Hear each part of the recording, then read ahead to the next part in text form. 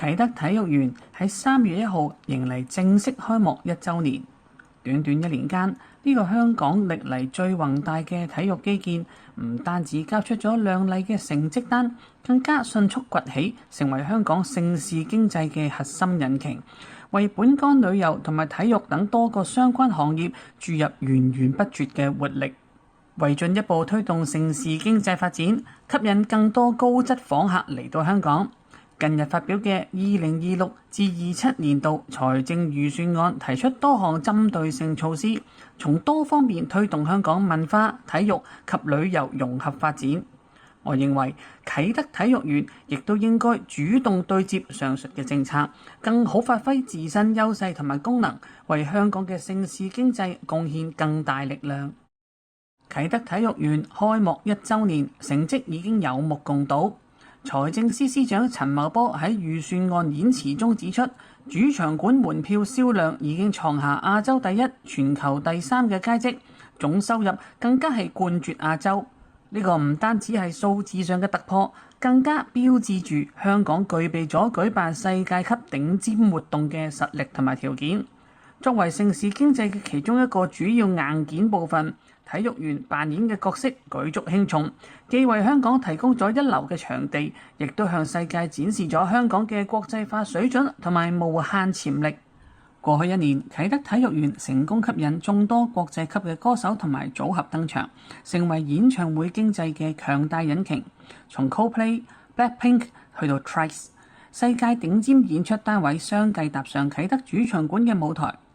喺啟德主辦多場演唱會嘅 Live Nation Hong Kong， 佢嘅執行董事袁詠詩受訪嘅時候，更加係對體育園嘅硬件讚不絕口，形容係世界級配套，演出單位反應都非常之正面。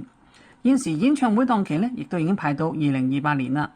佢進一步形容演唱會對歌迷嚟講遠唔止1晚嘅表演，周邊商品銷售、歌迷會活動等都帶旺香港嘅氣氛。值得注意嘅係，呢種旺氣唔單止體現喺歌迷體驗上，更實實在在咁樣惠及咗本地其他嘅行業。演出業協會主席許冰心指出，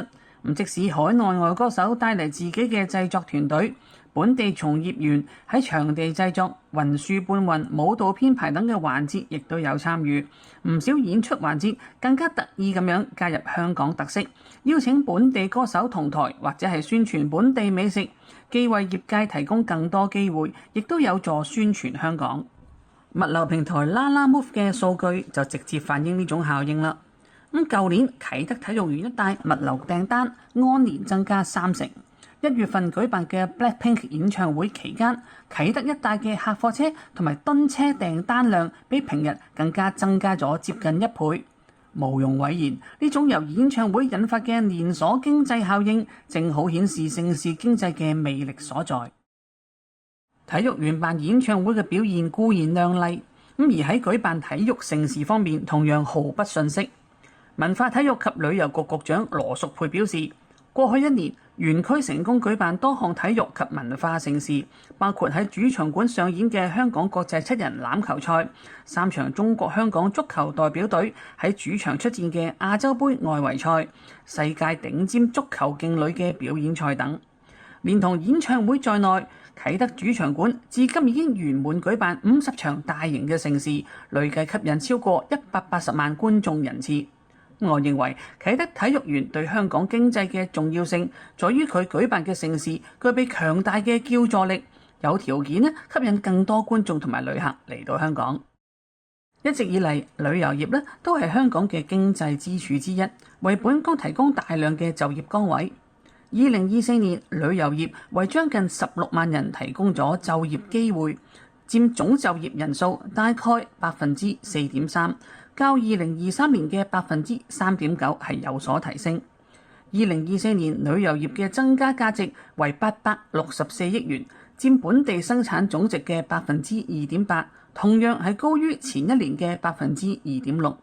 2025年同入境旅遊相關嘅總消費更加係達到2174億元，較2024年增加咗 11.5%。